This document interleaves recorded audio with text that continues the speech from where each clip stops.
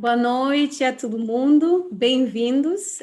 Tenho a honra hoje de coordenar esse talk com Sherrif Karamat, um dos líderes renomados na área de eventos e associações.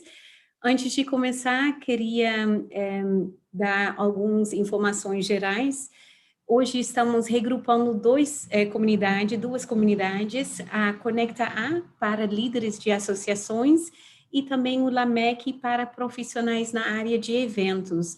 Pela relevância do tema e o renome do Sherrif, achamos que seria muito relevante para esses dois grupos. Para esse webinar, a gente quer trazer bastante interatividade, então agradeço quem quiser abrir a câmera, né, como estivemos juntos em uma sala, e principalmente agora queria pedir Igor Tobias, se já estiver, embaixador do LAMEC, e a Renata Posa, embaixadora da Conecta, de abrir as câmeras e só dar um bom dia ou boa noite para todos. E também a Virgínia da Costa e Lívia Gonzalez, que são os Community Managers que organizarem toda essa proposta hoje e liderem a comunidade no dia a dia. Obrigada. Eu comentei que queremos interatividade, então convido vocês de postarem se vocês têm perguntas, comentários no chat. A gente vai fazer essa troca com o Sherrif em inglês, mas a gente tem interpretação. Então, quem precisar e gostaria de ouvir em português, na parte inferior vocês podem ver um globinho com interpretation, só clicando ali e escolher o português e vocês vão poder acompanhar todo. Se vocês têm perguntas, podem postar em português. No meu melhor português, vou interpretar e trazer para o inglês. Aproveito para agradecer muito a Lívia Cais, do coletivo Intérpretes, e Calliope pela parceria agora para este evento. E, se puder, gostaria agora migrar para o inglês, então eu dou a todos que querem migrar a oportunidade de escolher agora, antes de entrar no inglês. Ok? So, Sherrif is president and CEO of PCMA and is one of the key leaders in events and also association management. Sherrif, it's such a pleasure to welcome you back to Brazil, although virtually. Thank you so much for being with us today. Before we start off with some questions, I'd like to ask if you could introduce PCMA to the group that is with us today. Sure. Thank you so much, Gina. And it's such an absolute pleasure to be with all of you today. And I wish you all well in Brazil. And I hope from the bottom of my heart that you all are doing well from a healthcare perspective and your families are healthy. I know more than ever that our industry, our world, and indeed the country of Brazil has gone through a tremendous 18 months or 16 months. And that has been hard for all of you. It's been hard for our industry, and it's been hard for your families. But know that there is going to be light at the end of the tunnel, and tomorrow is going to be a different day, and the sun will rise again. With respect to our industry and respect to PCMA specifically, our organization has a vision about business events driving economic and social transformation using the platform of the business events. We see PCMA being the global platform for the entire business events industry globally. And our work is not about how large our association is or how many members we have, but how we are helping you to do a better job for your organizations and for your country and for your cities and for indeed for your own profession to drive value for all your stakeholders. We believe that business events truly is a meta industry that impacts all other industries. And so the role that you play is not just vital. I believe it's one of the most important role that you play in fostering human connections. And that's what PCMA does. We have a tremendous amount of programs and certifications, including the digital event strategist, including 7 change actions. We do events, and I had the pleasure of being in Brazil quite a few times including with Gina and Fred and others that's on this call today. And I've had such wonderful memories of your great country. So Gina, I cannot thank you enough for inviting me to be a part of this today. Thank you. Thank you. Sherrif, you mentioned light at the end of the tunnel. And I think, the opening, the recovery of the global economy is top of mind for everyone. Could you comment how you see this as you have a very global insight within your role? Sure, and a great question, Gina. And one, as you know, the recovery is happening, but it's happening at a different rate in different parts of the world. And that's because the virus, while it's impacted the world, certain areas of the world has been impacted even greater. In the US, where I am sitting today in Chicago, as you know, the country was impacted with almost 600,000 deaths. So it was very, very significant. And of course, Brazil has been impacted very significantly. And right now you see the spotlight is on India with the impact. But the Asia Pacific region specifically has been handling this, and they've been very strict and stringent on their protocols. And as recovery is happening, what we are seeing is that it's happening domestically first, by cities, by states, and then by country before it happens regionally. And we are seeing that if you look at China, for example, China is largely open, but it's a domestic market. It's not an international market as yet. And you are seeing countries such as Singapore do some very innovative approaches to having green lanes that are allowing specific countries to enter their country, with of course strict health protocols. But lately, even Singapore has stepped back a little bit. The bottom line is this, that we are moving towards reopening the economy. It's region and country at a time, but it's also, there is still uncertainty of exactly when all borders will be open, as we're still in the midst of a pandemic and we're still in the midst of rolling out vaccinations across the world. And some countries are moving faster on the vaccination than others. But I'm convinced by the end of this year, we will see a significant portion of the global population being vaccinated. Thanks, Sherrif. And in that line, what do you see as 2 or 3 key trends that are facing event professionals around the globe? I think that event professionals have been incredible people who have been doing a lot of things for a long time, but suddenly their role has become much more important and also more challenging. Today, it seems that an event professional, if they are to survive in a new world, one of the trends that we are seeing is they have to manage events in multiple channels or omni-channel. I know that your organization coined a term called phygital, and it's so physical, where physical and digital meets. But reality is today, we have to know how to monetize in those channels, how to make sure that they are profitable, and how to engage audiences differently. So that's the first thing. It's about audience engagement first, is that what we see event professionals are more challenged by, but because previously and pre-pandemic, every event professional was really focused on one channel, which was face-to-face. The second challenge that they have is risk mitigation, and the trend of risk mitigation.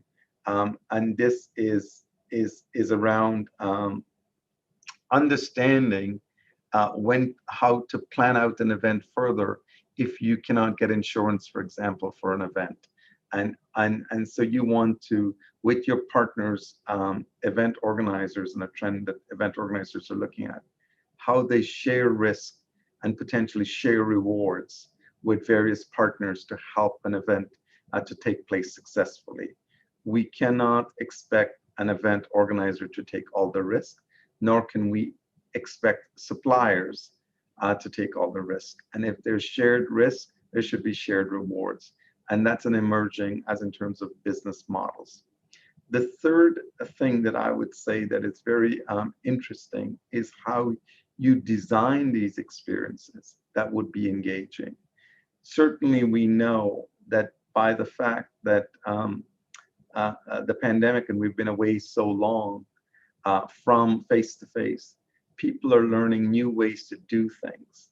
And how we look at a trade show in the future, how we look at a conference, is going to be different. And thus, grappling with how we design an event is very, very important in order to achieve engagement.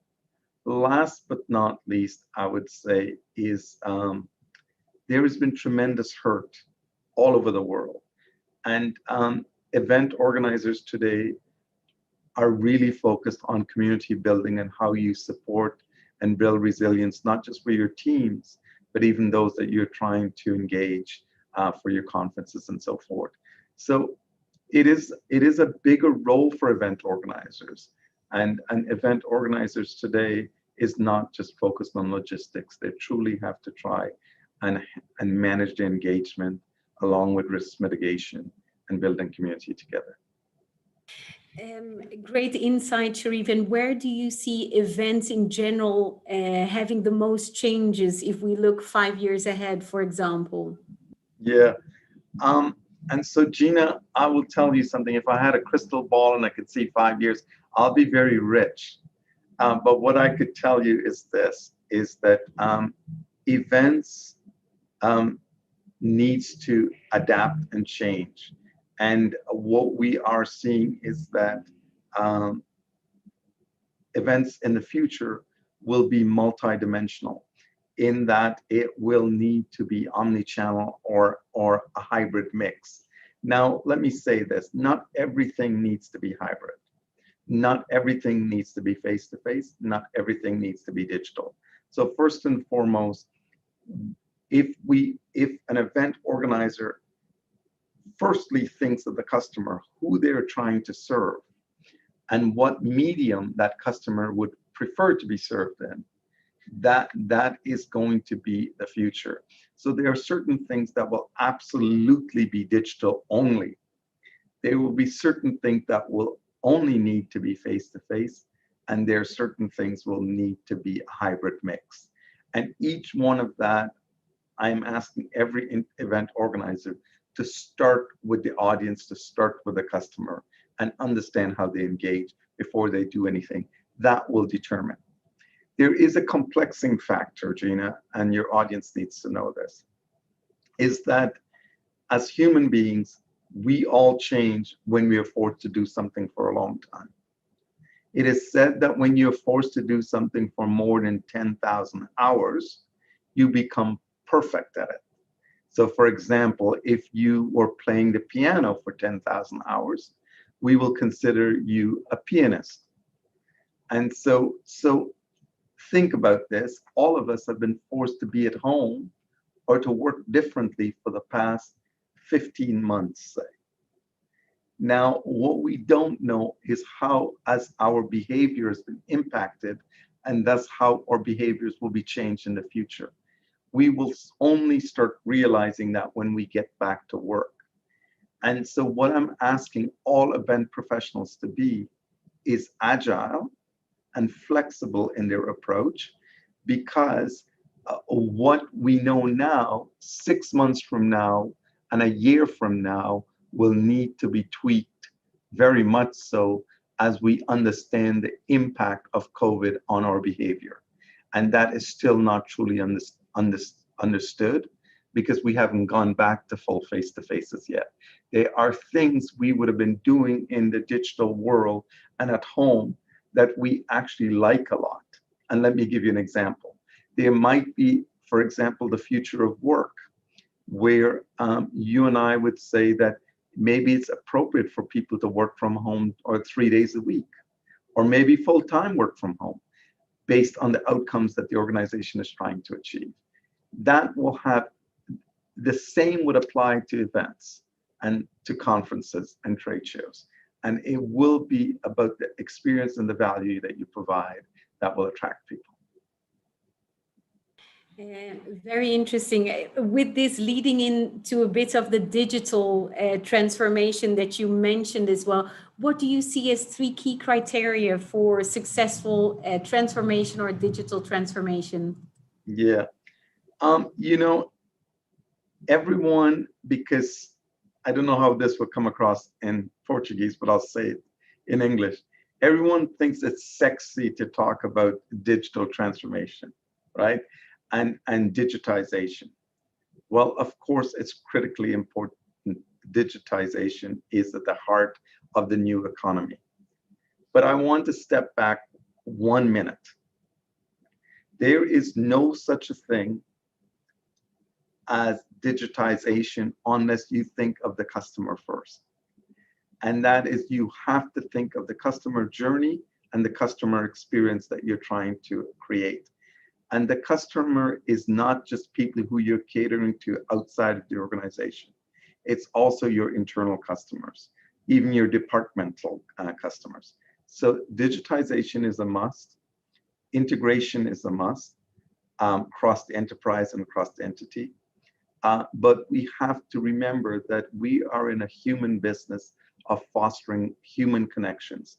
And so it must start with the human being, not with the technology. That's the first thing I want you to know. The second thing about digitization, it is extremely powerful. Why is it powerful? Is because it gives you data and it accesses data. And so what is powerful of data in of itself is not powerful. But the insights you glean from data is very, very powerful to what you will do with your business. So it's important that you understand that while you have access to data, people are expecting return for that. So the deliverables must be there. So digitization comes with expectations that you will deliver services because your customers are giving you their data. They're telling you where they're going. They're telling you what they're interested in. So that's 2. The third thing, that as we think of digitization, we have to realize the business models need to be different. You know, in face-to-face, you charge X dollars for a conference. In the digital world, you should be able to charge X dollars, but the price points are usually different. Now, let me say this. Price and cost are 2 things are completely different. Price is associated with value, not with cost. And so it is important that as you digitize, and if you're digitizing your events, you have to think about how you scale them. And if you can scale them so they're appropriate. I will say that there is no turning back the clock on digitization. The world is digitized. What I would also say is that building relationships, in my experience, is much greater if you do it face-to-face and then do the transactions online. So you want to make sure that digitization is an intersection of physical and digital, that the 2 comes together. Also, a last point, and when people speak about a hybrid and people speak about events and people speak about digital and analog and digital, when you're in a physical presence, now think of your children or think of a young child. A young child with a bunch of other kids, say they are in their teens. When they're together, they're still on their devices. And now think of the same environment at a conference. When people are in a physical event, they are actually still want to engage with other people that are in the virtual world or the digital world. So as you think of digitization, you've got to think of it not in one dimension, but you have to think of it how it would impact on multiple dimensions. Now, also as in terms of digitization, you should realize that today, most of us, whether you like it or not, we work with these things. So as in terms of digital first, we should also think mobile first. Super. And Sherrif, as a CEO as well of PCMA, how do you see this impacting the membership model of associations, this digital transformation? Yeah, it is going to have a significant impact. I think many organizations are looking at different models, such as what you will call a subscription model. So I'm hoping that this makes sense in Brazil, but if you all know Amazon and Amazon Prime, so if you get Amazon Prime, you know how you can, the level of services. So associations can look at different models. They can look at subscription models. It certainly is one opportunity, but it is opening up and giving associations and corporations, as far as I'm concerned, Netflix, someone said that, absolutely true. Think of anything, think of any cable company, they are all like associations if you think about it. They have used a subscription model. What we've got to realize, and we should be embarrassed, is that we haven't been doing this a lot longer and a lot sooner. The corporate world has been doing it a lot sooner. And the person that mentioned Netflix or Amazon, they're absolutely right. And that is why they are doing so well in business. We have to be able to keep pace with where our customers are at. Digitization, when we fight things, we are actually resisting where our customer is going. If we think digitization is because or it's problematic or so forth, that's where your customer is at. And if you are not where your customer is at, you will lose. As in terms of business model, I do feel that associations in general and corporations also need to evolve and offer more flexible options for people so that they can engage. Think of a younger person today. They will no sooner drop you if you're not providing value.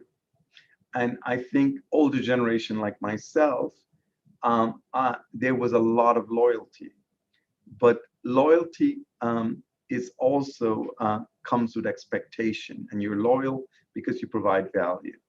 Regardless of the business model in a digital world, I think the value needs to be there. And Amazon Prime or Netflix is because there's something engaging and of value. That's why people join and become. So thinking of this exact same way, but we need to evolve as associations. We need to be able to be flexible in our approach and in our pricing, which means different business models for membership. And Sherrif, how do you see through the pandemic, if we think of the pandemic and success, the impact that it has had on your members who are professionals in the event space and their industry? So let me speak about PCMA first and foremost. An interesting thing happened with PCMA.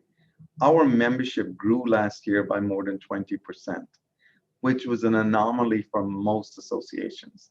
Most people had declining membership of 30 and 40%, but our membership grew. So I'm really proud and pleased about that. With respect to the pandemic, it affected different sectors differently. And I would say that whether you're a corporation or an association, your customers were impacted differently. So let me look at this from two sides. From an association, in the buying side of the association versus through the supplier side of the association. What happened in the supply side, if you take PCMA, the supplier side was disproportionately impacted more negatively. For example, hotels were severely impacted, restaurants were impacted, airlines were impacted, and the list goes on.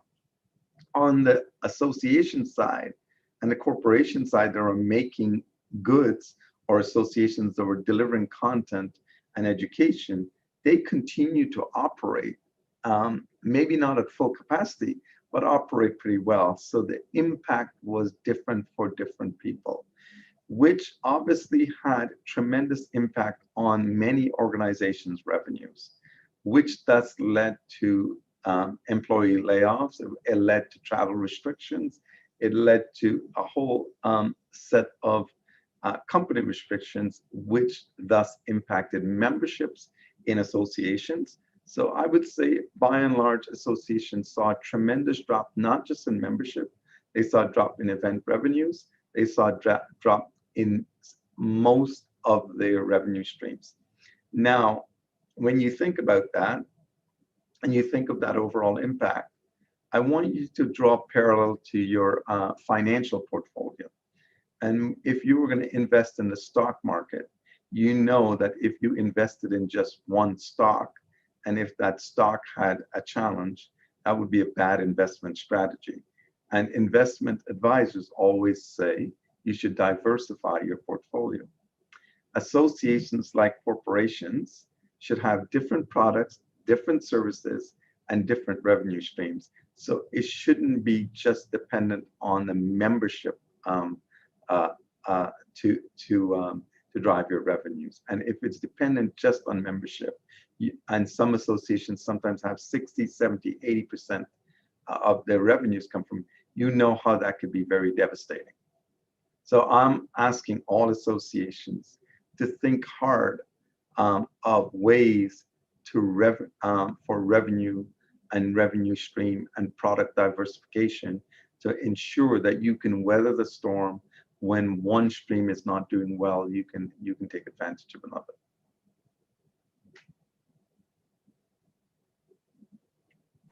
Just trying to unmute myself.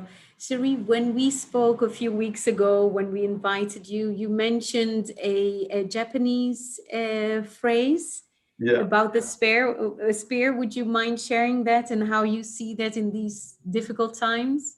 Yeah, and you know, I think that I hope we take up a Brazilian saying on this one, but the Japanese have a saying: when we are forced to retreat, when something has happened to us, like the pandemic did to us, when we had to rethink our strategy, we have to rethink of things. It's the time, they say, to innovate, and they said that that's the time you sharpen your spear. And sharpening your spear is about building greater intelligence, developing your skills, developing your knowledge, so that you can meet the needs of your customers and you could be stronger to face the new tomorrow. So I'm asking all of you, over the past 14 months that you've had to work from home, you have to work differently. What did you do to change your skills? What did you do to improve your skills? And think about that. Think about what that means for associations and corporations alike. Think of the value that you can bring to your members and your customers who are desperately looking for new tools to be better at their roles. Because if they're not, they potentially lose their job, or they lose their associations because they can't deliver value. So the role of associations have actually become more pronounced and more important. And that is why I am so enamored with the saying from the Japanese that you should sharpen your sword, because we need to upskill ourselves. We need to develop ourselves so that we can face the challenges of tomorrow, and thus we can reap the rewards of tomorrow. In this line, Sherrif, how do you measure success? Yeah, so it depends on what it is. You know, for an association, I know one of the things association leaders automatically look at financial. And so we clearly need to have our finances in line. But success has many measurements. It has to do, I looked at how engaged my employees were during this time, because they all had to work remotely. So employee engagement was critically important for me. And I did many things around that, because I believe if we have happy employees, we will have happy members, because they will be serving our members better. Second, I measured success through our membership engagement. And so for associations specifically, or corporations, their customers, how engaged they were, how are they responding to new product offerings and new services? So the engagement level was critically important. Third that I look at is beyond engagement was how from a mental health issue perspective, which has been something that's been tremendously difficult for many people. And were we providing the tools and services to allow people to be more resilient and be able to respond to the challenges that they face. There are quite a few other success metrics that we use, but I want to caution people that it's not all about finances. We can manage, we can cut down, so forth, but it's not all about finances. We've got to prepare for tomorrow. And if you're able to keep your audiences, keep them engaged, even if the revenues are down, I promise you they will be thankful to you and they will be loyal to you if you're going to do that. So please don't just look at the financial measurement and think that's a good thing to think about. You have to play the long game. And the long game means that there's some short-term pains.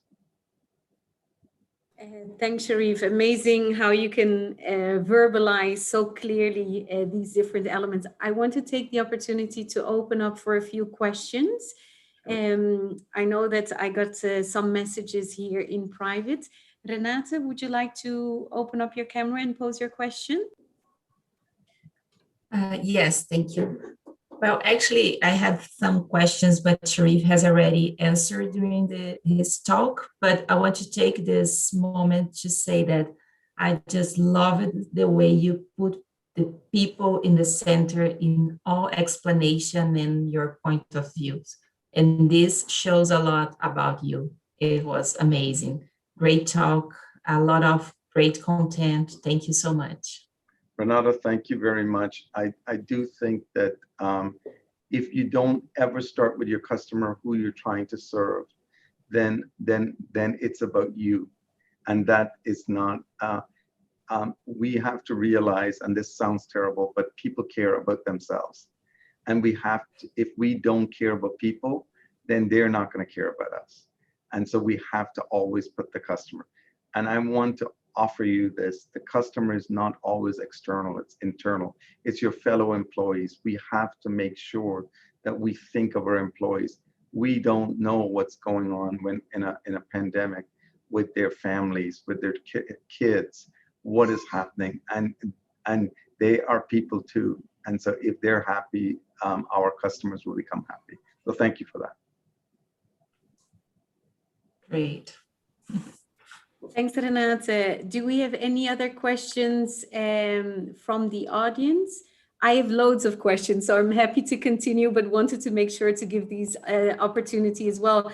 I see one of the leaders in the event space in Brazil here as well, Rodrigo Cesar. Rodrigo, do you have any question, a burning question that you'd like to pose now?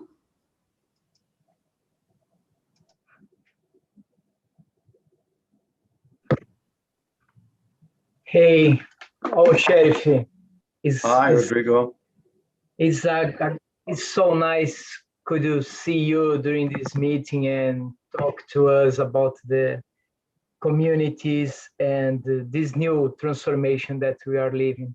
So thank you for the word, thank you for the presentation. It's 100% inspiration when we can see you. So my question is about digitalization. We are living a specific situation in Alagev as well here in Brazil. And what do you think that could be a good way for us because our market, we don't have money in our market at this moment. And what kind of partnership do you think could be a good way for us at this moment? Or do you have an example for that you are living at this moment to clarify for us? Yeah. And thank you very much again for the presentation. Thank you for the question too. So I understand the money factor, by the way. I understand that. And it is difficult because it's an investment. What I say is that Rome wasn't built in one day. or Brazil or Sao Paulo or Rio wasn't built in one day. And so we've got to start from where we're at. Let's not worry about what has happened, but where we need to go.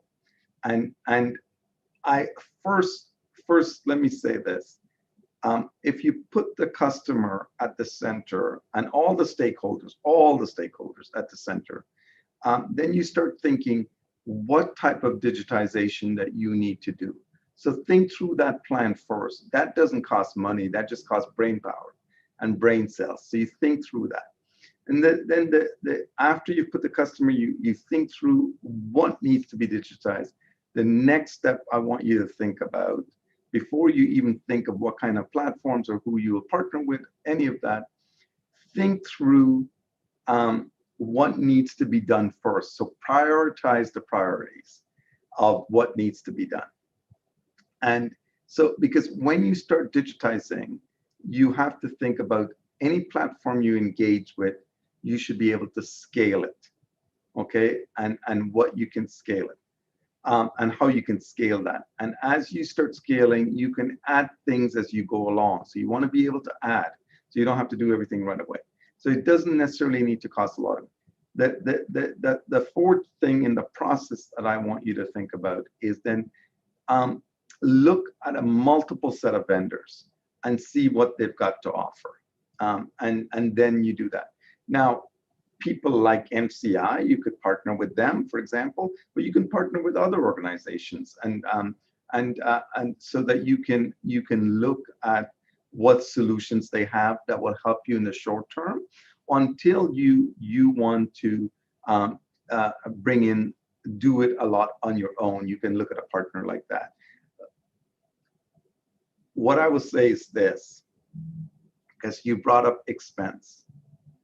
I want you to think of it slightly differently. And I know we don't have a lot of money, so we have to start somewhere. But I want to say that, what are you going to lose because you're not digitized? And that is when you start going to make hard decisions on what you should or should not do in the association or the corporation. Because there are many things that I'm going to ask you that you're doing today that should you still be doing. And there are things that associations, human beings, let me tell you this about people. Most people, it doesn't matter how much clothes they buy, they don't want to get rid of some of their old clothes. Okay? So they keep buying and adding, and then they need to build a new closet to put more clothes. It's the same with organizations and associations. They add things, but they don't take away what's not performing anymore. And so subsequently, they're spending a lot of money on assets that are underperforming, that should get rid of, stop doing, and then focus on the things that they're doing, which will free up cash to focus on the areas that you need. But don't think it's that expensive. I do think it can cost hundreds and hundreds of thousands of dollars, but you don't need to spend all of that money right away. You need to start somewhere and start small and build upon it. But what you need to do is, when you're doing something, do it well, or just don't do it at all. Until you're ready to do it, don't take it on. Sherrif, on behalf of Rodrigo and all of us, thank you so much for those insights. And I have a few questions before we close off. What would be a key takeaway that you would give event professionals in Brazil or Latin America? Because I do see some of our Latin American friends on the call as well tonight. Yeah, so I think that one thing I will say to you is that COVID did not happen to us. It happened for us. And I know that's heartbreaking to say, and I believe it's heartbreaking to say when so many people in this world has lost their lives. But what it did was to shine a light on our industry and the role of associations play in the world and the importance of it. And yes, all of us have gone through a very difficult time. But a key takeaway for me is that our organizations cannot just be dependent on one revenue stream. and we must diversify ourselves. That's one. Two is that we cannot be disrupted like this ever again. And when I say COVID happened for us, not to us, I think the existential threat to humanity is climate change. And so COVID is almost a warm-up for what we can really get if we are not careful. And so I see tremendous value in what all of us do. And I see that we need to diversify our organizations. I think associations think very old-fashioned, and in many ways they're not agile, and they are not able to change quickly because they form 1,000 committees and 100 task force, and they take forever to make a decision. And so I'm hoping that COVID is going to change our mindset. I'm also hoping that you all, associations and corporations, would look at the talent that you have and ensure that your team is delivering for you what you need them to deliver for you. And realize that talent and your team is the most important thing you've got in order to deliver. So are you hiring the right talent to help you deliver what you need to do? This would be an amazing closing already, Sherrif, but we have a few extra questions, some personal tips. What would be a book recommendation, a book that's inspired you, made you do things different that you can share with us today? So I'm hoping it's in Portuguese. It's an author by the name of Adam Grant, and he wrote a book called Think Again. And the title is Think Again, and the author is Adam Grant. And I really hope you get it, because I just think this gentleman is absolutely brilliant. I think every one of us should at least hear what he's got to say by reading that book and understanding it. And you will, I feel that you will learn and grow from it. Sounds amazing. I put it in the chat so that I hope I put it in right, that people can find it online. And then finally, who inspires you? Which person inspires you? Well, and it sounds terrible, but I'm going to say it anyway. The human being that inspires me the most is Nelson Mandela. And he inspires me for many reasons. But one of the things that, if you've never read the poem Invictus, I have it in my briefcase and I read it to myself every day. But what he said is human beings. He didn't write the poem, by the way, but in one other poem by Marianne, and I can't think of Marianne's last name, but that Nelson Mandela made famous. He said, "It is our light that we fear most, not our darkness." Means that we are afraid of success. We're not afraid of failure. And we actually, because we're afraid of success, we don't take enough risk to be great. And we need to understand that in order to be great, we need to take risks. And let me say this to all of you as I close.